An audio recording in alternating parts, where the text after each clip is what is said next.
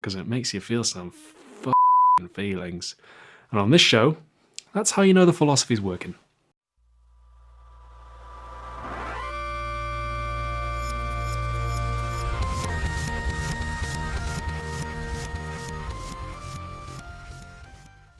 Hello YouTube and welcome to my channel.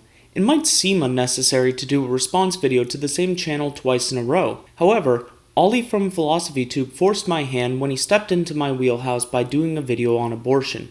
Specifically, his video, link in the description, presents Thomson's Violinist, one of the thought experiments Judith Jarvis Thomson presented in her 1971 paper, A Defense of Abortion. This video will serve the double purpose of responding to that paper and Olly's video while showing that Thomson's argument is flawed and fails to provide a moral justification for abortion. So let's begin. I want to give you a completely new way of thinking about one of the most incendiary issues of our time. So I'm going to put on a show about a sinister kidnapper, a provocative radio host, and graphic violins. A lot of people believe that fetuses definitely aren't people, but others aren't convinced. And Ben Shapiro is one of them. So during tonight's operation, I'm going to assume that the pro-life people are correct when they say that a fetus is morally fully equivalent to a grown human being. And I hope if you believe that, you'll stick around and watch the whole thing. Olly introduces the grounding for the argument in Judith Jarvis Thomson's paper. The argument Thomson claims to make is that even if a fetus is considered a human person with full human rights, including a right to life, abortion, that is, the deliberate killing of the human fetus, is legitimate. The thought experiment she and Olly presents is the following. You wake up in the morning and find yourself back to back in bed with an unconscious violinist, a famous unconscious violinist. He has been found to have a fatal kidney ailment, and the Society of Music Lovers has canvassed all the available medical records and found that you alone have the right blood type to help. They have therefore kidnapped you, and last night the violinist's circulatory system was plugged into yours, so that your kidneys can be used to extract poisons from his blood as well as your own. If he is unplugged from you now, he will die.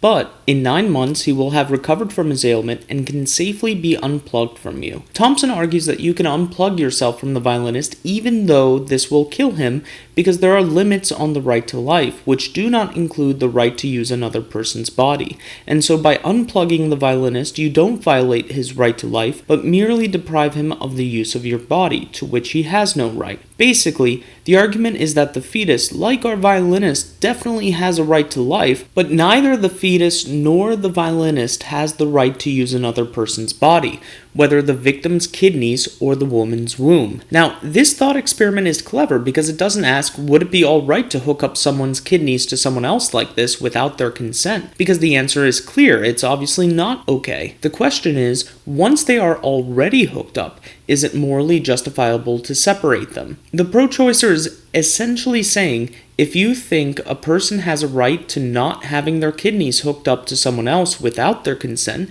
then you must believe in a right to abort an unwanted pregnancy. There are 3 reasons why these two analogies are incomparable, and we will consider them one at a time. This is the only standard objection that Olly actually addresses, because it is the most obvious. Most people would agree that there is a moral distinction between killing someone and letting them die. For example, there is a distinction between seeing someone drowning and choosing not to save them, and pushing their head underwater even if those two actions create the same result. Or, if you choose not to save someone from being mugged, you are not culpable, or at least not as culpable as if you mugged them yourselves. Similar to these examples, there is a distinction between choosing to remove whatever device connects you to the violinist and actively killing the fetus through typical methods of abortion. Now, it should be noted that this distinction may be fuzzy. There are some circumstances where withdrawing care or letting die may be the equivalent to killing. For example, if you are legally responsible for the care of a child, an elderly person, or a disabled person who can't care for themselves, you can be held legally and morally liable for letting them die. But all these examples strengthen rather than weaken the case for the pro-life position, and are related to later arguments I'll present.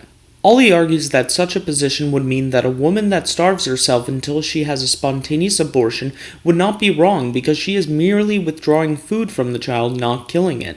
But I'm not sure if this is true. Historically, philosophers distinguish situations like these using terms ordinary and extraordinary circumstances.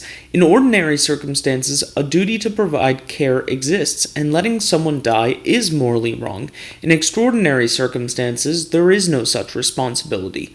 For example, one might argue that a very strong swimmer who has life-saving skills who sees a child drowning in the water not too far away from him does have a duty to intervene, whereas a physically small non-swimmer who sees a 300-pound bodybuilder drowning in the water does not have the same duty. A rich family who only needs to give up excess wealth to pay for a life-saving operation for a child might be duty-bound to pay it. A person who has to give up a kidney to save a relative is under no obligation to give his kidney. Now, what qualifies as extraordinary circumstances is the subject of some debate, with questions of expense, likelihood of success, or possibility of suffering being some of the factors involved. But no matter how you qualify it, pregnancy is without a doubt an ordinary circumstance. You can't have a coherent understanding of human beings that regards pregnancy as something outside of the usual human experience.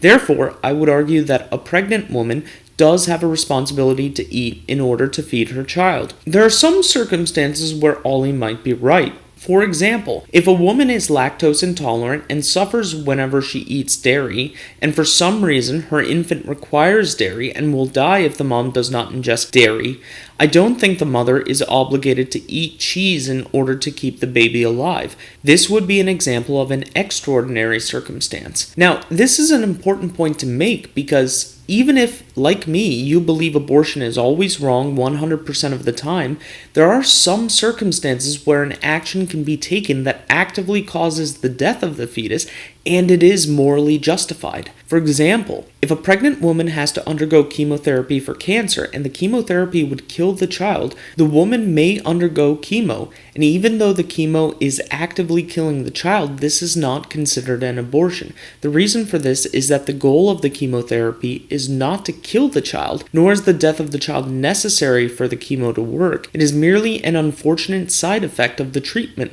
This is the principle of double effect, which we don't have time to get into right now, but might be the subject of a future video. In conclusion, Thomson's violinist fails because there is a distinction between unplugging yourself from the violinist, which is letting someone die, versus aborting a fetus, which is actively killing. The second reason why the violinist and the fetus are morally different is that the fetus is the child of the mother, whereas the violinist is a stranger. As pointed out in the last argument, we generally believe that parents have greater responsibilities to their children than strangers do to each other.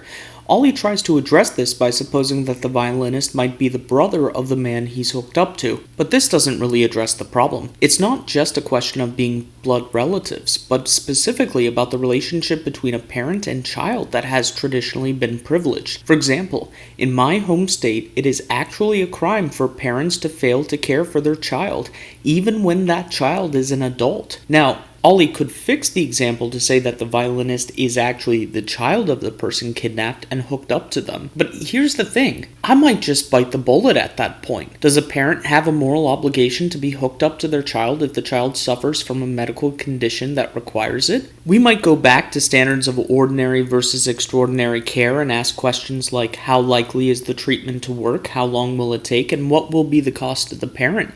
But in general, I'm not opposed to saying that a parent does have such a responsibility. Now, I'm not committed to that argument. Olly and a number of other people might disagree and argue that a parent does not have that responsibility.